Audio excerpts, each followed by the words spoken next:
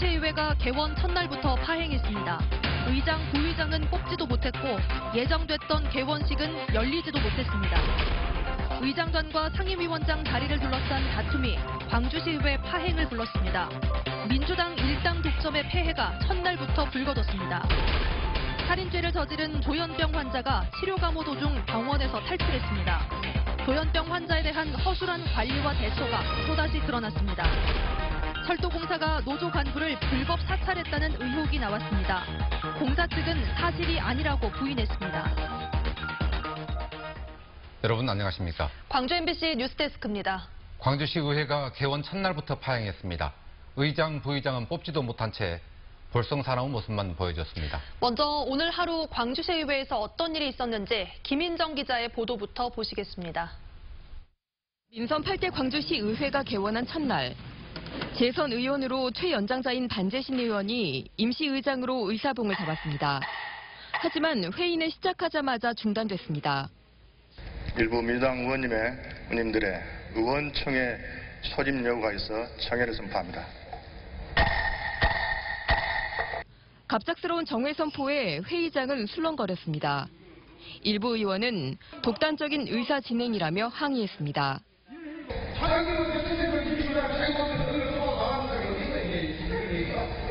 민주당 의원 총회를 이유로 본회의를 중단했지만 의총도 제대로 열리지 않았습니다.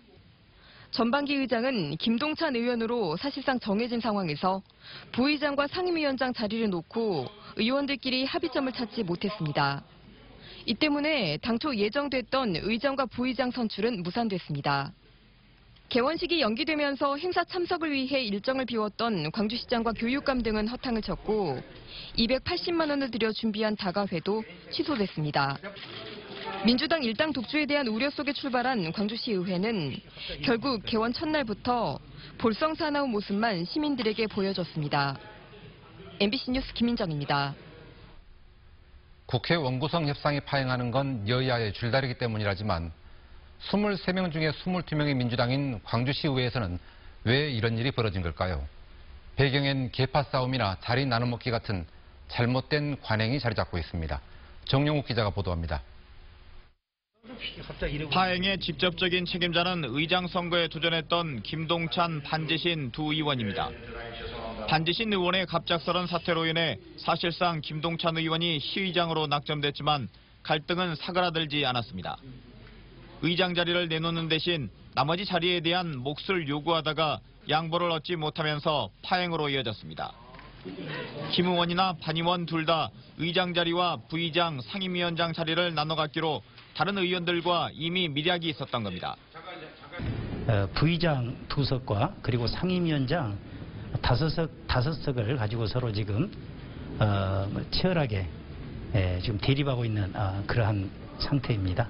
부의장 1석과 상임위원장 1석의 요구보다는 지역적 안배 속에서 이제 나타난 현상과 이러 가지고요. 이 과정에서 유력 정치인들이 막후에서 지방의회를 흔들었다는 지적도 있습니다. 공천권이나 조직력 등 정치적 영향력을 행사할 수 있는 유력 정치인들이 원회에서 지방의회를 원격 조종하면서 계파 간 갈등을 부추겼다는 겁니다. 개인의 소신보다는 정치적 이해관계가 앞서는 일당 독주의 폐해가 개원과 함께 현실화되자 야당 의원은 황당하다는 반응입니다. 그게 우려가 아니고 이게 현실이었구나 하는 생각이 좀 들어서 이제 시간이 갈수록 제가 지금 좀 표정 관리가 어렵습니다. 많이 좀 화가 나는데요. 자리 나눠먹기 관행과 유력 정치인들의 외부 입김 속에서 두 쪽 난 광주시의회가 시민들에게 보여준 첫인상은 일그러진 모습 그대로였습니다. MBC 뉴스 정용욱입니다. 정신질환자가 범죄를 저지르면 병원에서 치료와 보호를 받는 경우가 있습니다. 병원이 교도소 역할을 하는 건데요. 살인죄로 감호 중이던 환자가 이런 병원에서 탈출했습니다. 관리가 너무 허술했습니다. 보도에 송정근 기자입니다. 정신병원 폐쇄병동에서 치료 감호 중이던 48살 김모 씨가 좌우를 두리번거리더니 환자복을 갈아입고 병원을 탈출합니다. 잠겨 있어야 할 폐쇄병동 문은 활짝 열려 있었고 김 씨가 탈출하는 동안 누구도 제지하지 않았습니다. 김 씨는 지난 2011년 병원에서 시끄럽게 떠든다는 이유로 동료 환자를 살해한 혐의로 징역 3년에 치료 감호 15년을 선고받은 뒤 조현병 치료를 받고 있었습니다. 병원이지 얘가 뭐 그것도 아니잖아.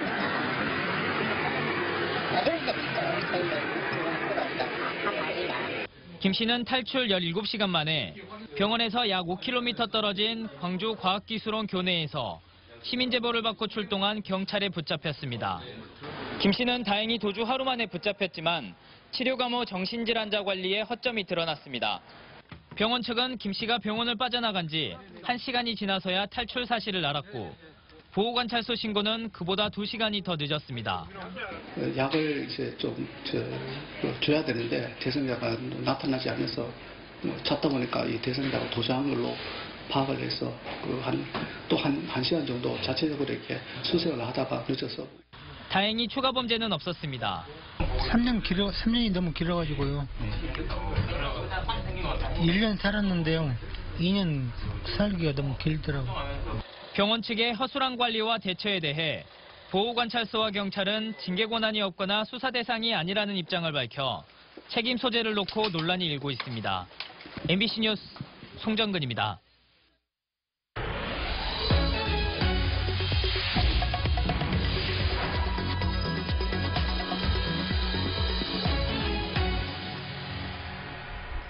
철도공사 노동자들이 사측의 불법 사찰 의혹을 제기하고 나섰습니다. 파업 당시 노조 간부의 발언과 행동 등이 그대로 보고돼 결국 징계까지 이어졌다는 주장인데 공사 측은 있을 수 없는 일이라고 반박했습니다. 보도에 김종수 기자입니다. 철도공사 노동자들의 임시 천방을 치고 본격적인 투쟁에 나섰습니다. 사측이 노조 간부에 대해 광범위한 불법 사찰을 저질렀다며 책임 있는 자세를 촉구하기 위해서입니다. 철도공사는 사과하라! 철도공사는 사과하라! 투쟁! 이번 투쟁의 발단은 지난 2016년 철도노조 파업 때 이루어진 사측의 체증 내역. 노조가 제공한 문건에 따르면 회사는 불법행위 체증이란 명목 아래 지부장의 발언과 행위 등을 꼼꼼히 파악해 보고했습니다. 특히 이런 내용을 토대로 징계 의결서가 작성돼 지부장에 대한 해임에 반영됐다고 주장합니다. 이후 노조는 재심과 지방노동위원회까지 가는 공방 끝에 징계가 과도하다는 판결을 끌어냈습니다. 하지만 조합원들은 여전히 사측이 무책임한 태도를 보이고 있다며 반발 수위를 높이고 있습니다. 그동안에 잘못했던 것들을 다 폭로를 하는 그런 선전전을 진행할 것이고요. 열차 지부의 지금 전선을 확대하는 것이 지금 논의가 되고 있습니다. 이런 가운데 철도공사 전남본부는 확연히 다른 입장을 보이고 있습니다. 당시 이루어진 체증은 일반적인 현황 파악이었다며 노동당국의 판단에 따라 불법 여부를 따져볼 필요가 있다고 강조했습니다. 또 노조와의 대화 의지를 내비치면서 사태 해결에 실마리는 남겨놨습니다. 그러나 문건 작성이 이미 사실로 드러난 상황에서 이에 따른 여파는 여전히 확산될 우려가 높다는 지적입니다. 노동이 존중받는 사회를 표방하는 현 정부의 기조 아래 일반적인 현황 파악이라고 주장하는 공기업의 해명이 얼마나 설득력 있게 받아들여질지 주목됩니다. MBC 뉴스 김종수입니다. 채용 사기 혐의로 경찰에 구속된 기아차 노조 전 간부가 도피 생활 도중 여수경찰서 간부의 도움을 받은 것으로 알려졌습니다. 광주경찰청 광역수사대는 기아자동차 채용을 미끼로 29명에게 19억 원을 받아 가로챈 혐의로 구속된 48살 황모 씨를 조사하는 과정에서 황 씨가 여수경찰서 김모 경정의 도움을 받은 정황을 확인해 사실관계를 조사하고 있다고 밝혔습니다. 친구 사이인 김 경정은 황 씨가 여수에서 생활할 수 있도록 원룸을 얻어준 것으로 전해졌는데 황 씨의 수배 사실에 대해서는 알지 못했다고 말하는 것으로 알려졌습니다. 오늘 오전 6시 반쯤 전남 고흥군 도양읍 앞바다에서 9톤급 낚시어선 D호와 0.6톤급 소형 어선 Y호가 충돌했습니다. 이 사고로 Y호가 전복됐고 해당 선박에 타고 있던 74살 A씨가 병원으로 옮겨졌지만 숨졌습니다. 해경은 D호가 조업 중이던 Y호를 발견하지 못해 사고가 난 것으로 보고 선장 등을 상대로 정확한 원인을 조사하고 있습니다. 5.18 헬기 사격을 증언한 고 조비오 신부를 비난했다가 명예훼손 혐의로 재판에 넘겨진 전도환 씨의 첫 재판이 이틀 앞으로 다가왔습니다. 광주지법은 오는 11일 오후 3시 공판 준비 기일을 열어 검찰과 피고인 의견을 확인하고 향후 재판 절차와 진행 방법을 논의한 뒤 오는 16일 오후 2시 30분 첫 공판기일을 열 예정입니다. 형사재판에서 피고인 출석은 의무사항이고 출석을 계속 거부하면 재판부가 구인장을 발부해 강제 구인할 수 있어서 전두환 씨의 출석 여부에 관심이 쏠리고 있습니다. 내년 세계 수영대회 때 열릴 하이다이빙 경기 장소로 광주와 여수를 놓고 저울질하던 국제수영연맹이 광주 개최로 가닥을 잡았습니다. 광주시와 수영대회 조직위에 따르면 국제수영연맹 관계자들이 여수의 풍광보다는 개최 도시의 의미를 고려해 조선대에서 경기를 치르는 안을 긍정적으로 검토하고 있습니다. 여수와 조선대를 잇따라 방문한 국제수영연맹의 마글리오네 회장도 조선대에서 경기를 치를 것이라고 말한 것으로 전해졌습니다.